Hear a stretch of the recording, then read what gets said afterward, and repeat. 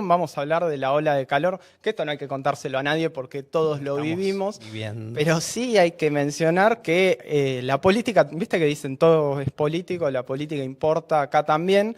Bueno, en este contexto, ¿cómo podemos leer la política del gobierno de la ciudad? ¿Cómo podemos leer en contexto de la crisis climática? Bueno, para hablar sobre la privatización de espacios verdes, que lleva adelante el PRO desde 2007 y bueno, quizás antes podemos ponernos a leer un poco. Tenemos la primera columna sobre la ciudad, ya la conocen ustedes, está María Eva Koutsovitis que nos visita acá nuevamente. ¿Qué tal? ¿Cómo andan? Feliz año para todas, para todos. Feliz año. Y la verdad que sí, la noticia, al menos de la semana pasada, tuvo que ver con la tremenda ola de calor en la ciudad de Buenos Aires. Y la verdad que es importante poner en contexto la ola de calor que transitó la ciudad en el marco de la emergencia ambiental y también climática que la ciudad transita.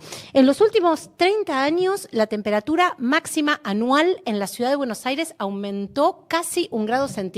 Para ser más precisa, 0,8 grados centígrados como consecuencia de la destrucción, la fragmentación y el deterioro de los grandes espacios verdes. La verdad es que tenemos un jefe de gobierno que odia los espacios verdes, si tuviéramos que hacer una síntesis. Bueno, a la par que la temperatura máxima fue aumentando y se fueron deteriorando los espacios verdes, lo que sucedió es una obviedad. Se fueron multiplicando la cantidad de olas de calor, se duplicaron la cantidad de olas de calor. La verdad que solo en los últimos 10 años se privatizaron de espacios verdes públicos el equivalente a 75 veces la superficie que tiene la Plaza de Mayo. Y otro elemento que también ha contribuido al calentamiento acelerado de la ciudad de Buenos Aires es la ocupación del borde costero. La ciudad de Buenos Aires tiene una condición excepcional, que es que los vientos frescos ingresan del río hacia la ciudad, de ahí el nombre Buenos Aires, y eso permite que el aire que respiramos pueda recambiarse, eso permite que pueda mitigarse ese efecto de calentamiento local. Por supuesto que la ocupación y la cementación del conjunto del borde costero, que arrancó allá en la década del 90 con el modelo de urbanización de Puerto Madero, con la privatización de nuestra costanera, lo que hacen en realidad es consolidar una muralla de cemento entre el río y la ciudad que impiden que estos vientos frescos ingresen a la ciudad para poder refrescarla. Y el otro dato que para nada es menor tiene que ver con la sobreconstrucción, ¿no? Esa lógica de una sobreconstrucción desenfrenada que no viene a mitigar la emergencia habitacional, sino que lo que viene a hacer es a generar más especulación inmobiliaria. En los últimos 10 años se construyeron 10 millones de metros cuadrados. La construcción es una de las actividades más contaminantes desde el punto de vista de la emisión de gases de efecto invernadero. 10 millones de metros cuadrados son 5 veces la superficie de Puerto Madero, en general de viviendas suntuosas que nadie habita, que no están en alquiler, que no están en venta y que no están habitadas. Y la verdad es que siempre comentamos, la ciudad de Buenos Aires se estructura en una profunda desigualdad social histórica entre el norte y el sur. Pero esa histórica desigualdad estructurada entre el norte y el sur también se traslada en términos ambientales y climáticos. Porque un día de alta temperatura, como los que tuvimos la semana pasada, podemos encontrar que en el centro de la ciudad y en el sur de la ciudad las temperaturas son entre 15 o 20 grados mayores a las temperaturas que hay en el norte de la ciudad y en la zona de la costanera. La realidad es que si miramos un poco el mapa de las villas porteñas, ahí también vamos a ver que los espacios verdes y el arbolado no se distribuyen de manera uniforme. En términos generales, la ciudad de Buenos Aires tiene un enorme déficit de espacios verdes y de arbolado. Tenemos menos de la mitad del arbolado y de los espacios verdes que establecen los estándares o las recomendaciones internacionales. El número, ¿no? Por metros cuadrados por habitante. En general se recomienda 15 metros cuadrados de espacio verde por habitante y la Organización Mundial de la Salud recomienda cada 3 habitantes un árbol. Pero cuando vamos a las villas porteñas vemos que tenemos 100 veces menos espacios verdes de los recomendados y vemos, por ejemplo, en Villa 20 que recién cada 80 habitantes hay un árbol. En el barrio de Escapino, también en el sur de la ciudad, en la Comuna 8, cada 70 habitantes hay un árbol y en el barrio de Alvariños, cada 600 habitantes recién encontramos un árbol. Pero la verdad es que la pregunta es, ¿qué está haciendo Jorge Macri? Bueno, cuando nos preguntamos qué está haciendo Jorge Macri con la emergencia ambiental y climática, la respuesta es muy sencilla, no está haciendo absolutamente nada. Es más, lo que está haciendo es acelerándola.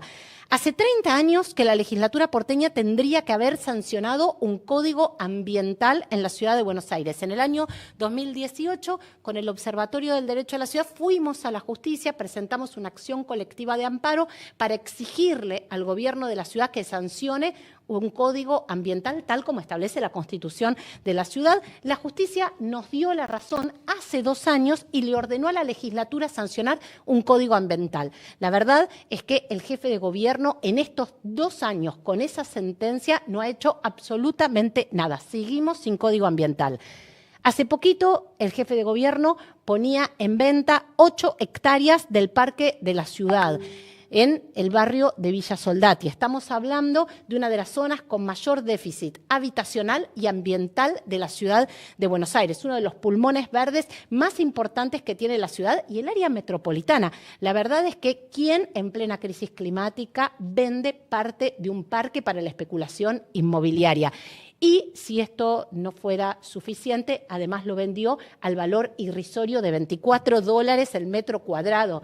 Es como si pudiéramos comprar un departamento de 100 metros cuadrados a $2.400 en la ciudad de Buenos Aires. Seguro que nos anotaríamos todos. Bueno, la destrucción de 5 hectáreas de espacios verdes y la mutilación de 500 árboles para ampliar la autopista de Lepiane. Hay también un enorme negocio, no hay ningún estudio técnico que fundamente la necesidad de la ampliación de la autopista de Lepiane y por supuesto que la ampliación de la autopista de Lepiane nos costó $75 millones, con lo que podríamos, entre otras cosas, haber obtenido 2.000 viviendas sociales.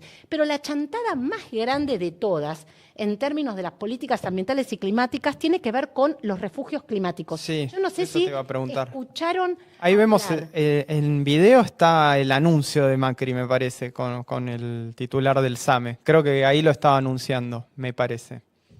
Esto de los registros, de los refugios climáticos. No salía la palabra. ¿En qué consiste eso? Contanos. Mira, para hacer un poco de historia, muy rápido, en noviembre, hace muy poquitos meses, el gobierno de la ciudad hizo una convocatoria a la ciudadanía para participar de un foro de lucha contra el cambio climático. Mirá qué nombre. La verdad es que esto generó, la verdad, bastante expectativa y fuimos muchas y muchos quienes nos sumamos a poder discutir y a poder debatir en torno a políticas de adaptación y mitigación frente a la crisis climática. La verdad que la expectativa nos duró 30 segundos cuando nos informaron que en realidad nos habían convocado para que identifiquemos cerca de casa algún banco de plaza con sombra o alguna calle arbolada para poder sumarla a los 79 refugios climáticos que ya existían y poder llegar a 100. Igual fue por más. El jefe de gobierno dijo la semana pasada que había 252 refugios climáticos. La verdad que esos refugios climáticos, cuando uno investiga ese mapa chanta y totalmente mentiroso, en realidad se trata de oficinas públicas que te permiten ingresar y disfrutar un ratito del aire acondicionado, o museos para que vos también puedas aprovechar el aire acondicionado el día que la entrada es gratuita, porque funciona como refugio solamente ese día, o si no, directamente bancos de plaza y bebederos. Y la verdad que lo más insólito cuando uno entra a ese mapa es que muchos bancos de plaza tienen horario de 9 a 18. Es decir, que a las 18 se acabó el banco de plaza como refugio climático. Bueno, es completamente resaca insólito. ya refrescado, ¿no? No, uno podría pensar eso. Pero lo cierto es que la falta de criterio, la falta de coherencia en la selección de estos refugios la podemos ver en un ejemplo muy claro y muy contundente, que es lo que pasa en Plaza Constitución, en donde transita un montón de personas y no hay un solo bebedero. Bueno, lo cierto es que cuando quien planifica las ciudades, el poder inmobiliario, no solamente las consecuencias son la emergencia social, la emergencia habitacional. El lunes desalojaron 20 familias en San Telmo junto con la histórica librería Rosa Luxemburgo, sin previo aviso, con la excusa de que el edificio estaba en peligro inminente de colapso. Bueno, ahí también están las organizaciones del barrio, el Observatorio del Derecho a la Ciudad acompañando a las familias. Pero, insisto, no solamente la emergencia social y habitacional, sino que también es ambiental y climática. Por eso es muy importante hablar de la ciudad y discutir cuál es ese modelo de ciudad que queremos, porque las consecuencias de este modelo, de saqueo, de este modelo privatista, no solo es la emergencia social y habitacional, sino también la emergencia ambiental y climática que se profundiza cada vez más y cada vez con más velocidad en la Ciudad de Buenos Aires. Eva, quería hacer un paréntesis. El gobierno de la Ciudad de Buenos Aires desalojó un predio de la cooperativa Amanecer de los Cartoneros. Digo, también para sumarlo, pareciera una lógica política, ¿no? Ese es otro tema que seguramente otro día lo podemos charlar mejor, pero digo, la gestión de la basura en la ciudad es un desastre y los pocos que hacen algo, ¿no? Un centro de reciclado de una cooperativa cartonera. Bueno, el gobierno de la ciudad los hostiga y en este caso los desaloja del predio. Me hacías acordar con esta cuestión del desalojo a las 20 familias, me parece que decías.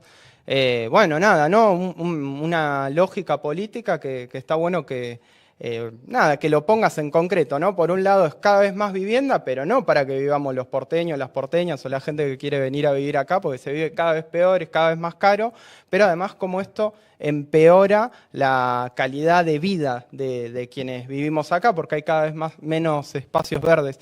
Me quedaba con una cosa de la desigualdad que decías, bueno, como la cantidad de árboles por habitantes en determinadas villas mencionadas. Te quería consultar si en las comunas más ricas o en los barrios más ricos la diferencia es muy grande, si tenés más o menos un número estimado de alguna que te acuerdes.